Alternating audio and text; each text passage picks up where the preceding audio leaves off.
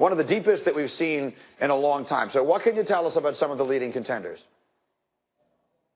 It absolutely is, Greeny. I spoke with two of the best trainers on Thursday here at the racetrack, Todd Pletcher and Bob Baffert. Pletcher, of course, took Always Dreaming to the Kentucky Derby Championship last year.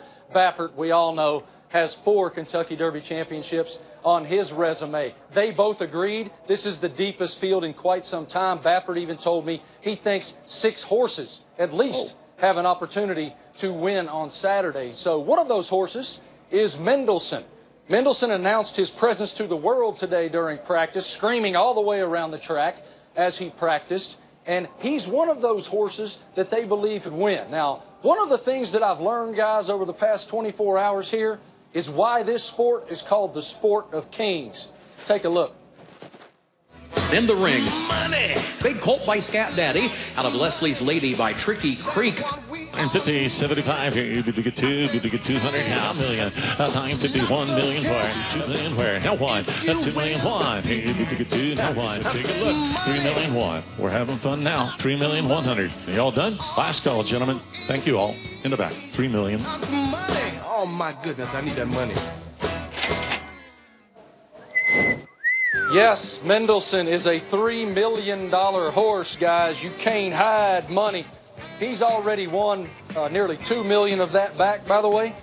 Good Magic, last year's 2-year-old champion, went for $1 million. He's already won that $1 million back. 1.8 million in winnings on his resume. This little one here is Justify, who was trained by Baffert and grew into your morning line favorite to win the 144th Kentucky Derby. He's a $500,000 horse. And for a bargain, my boy Jack, just 20 grand. And the principal ownership group, guys, is called Don't Tell My Wife. I may or may not be part of that ownership conglomerate. Don't tell my wife. All right, Marty, so who do you like? I like Magnum Moon, and I'll tell you why, Greeny. Pletcher is a big University of Arizona sports fan, and when I walked up to him yesterday, he's like, hey, man, you're the game day guy.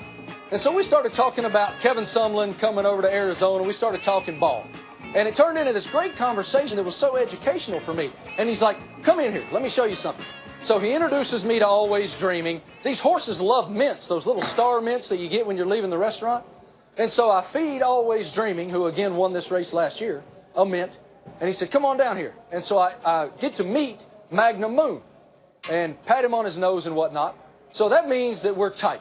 That means that Magnum Moon and I have history, and so I'm keeping it in the family with my guy Moon. Fair enough. Marty Smith's America That's a scientific answer, isn't it, y'all? on the ESPN app and on iTunes. Thank you very much. Enjoy it. Marty Smith at the Kentucky Derby is a sentence that really needs no explanation. All right, let's go see what Tiger's doing, okay? So we got Tiger on the course as we speak at the Wells Fargo. Taylor, tell me what we're seeing here. That's a little putt that comes up short for him. This was his first hole of the day, which is the par 5 10th. Yep. And that was a 15-footer for Bird. So he settled for par there. This is on 11. After a great drive, he hit what looked like a great approach. But this spins all the way back, and I was talking earlier to Michael Collins. He's playing with new irons, and maybe that's a factor here. Well, that was the big talking point on Tuesday, Wednesday. By the way, 331 events for Tiger Woods. He won his first Pro-Am on Wednesday, which is the oddest thing you've ever heard of. And all he talked about during the Pro-Am was the irons. The reality is, though, Greeny, his putter was off yesterday, and earlier today, you're starting to see the putter not being and he said the greens are slower than he thought. You just saw him missing the birdie putts on 12 and 13. This one's for par on 14. So as Taylor is saying, that's a problem. He's 2 over for the round. Here he is on 15, the par 5, a chance to set up an easy birdie, but struggling there. So not a good day as we speak. That's going to be Greeny in about an hour. For Tiger Woods. Speak for yourself. If I'm 2 over through 7, I'll be in a very good mood. Okay, sneaky big news. Major League Baseball intends to announce next week that the Yankees and Red Sox will play 2 games at London's Olympic Stadium in June of next year. The games are set for June the 29th and 30th. They will be the first regular season Major League Baseball games in Europe. The Red Sox will be the home team for both of those games. What do you guys think about the possibility of Major League Baseball in Europe? I love it. Baseball is a global game. And I'm talking about the participants as well, just like the NBA. The NFL is trying to get there. It's a regular season game. They play 162 of them. We're not paying attention to every game that happens. I don't think it hurts in any way, shape, or form. It helps the game. I work with a lot of Englishmen, and they claim that they created the game of baseball with the sport of rounders. Ooh, they also rounders. claim the world wouldn't exist if it wasn't for the English. The last thing I want to see is a baseball game in England. Oh, and by the way, I know you guys had the conversation earlier week. The Super Bowl in England as well.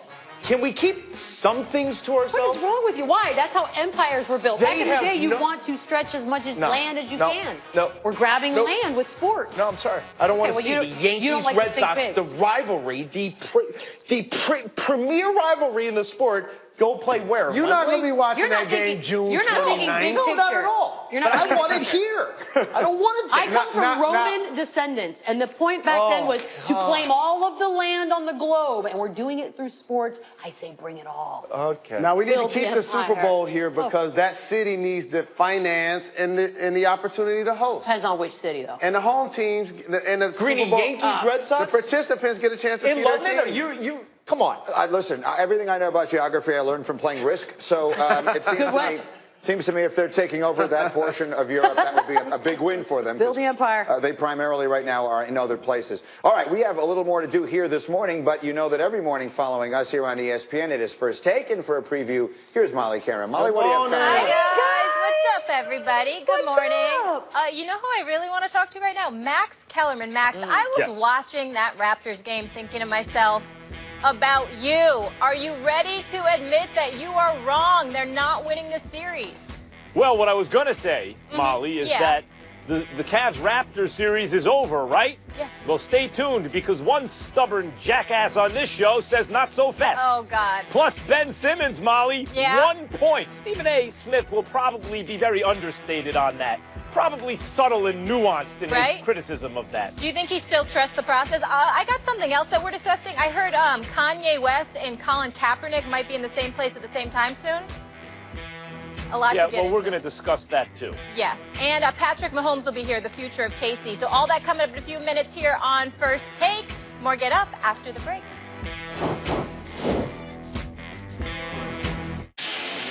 An incredible lawn.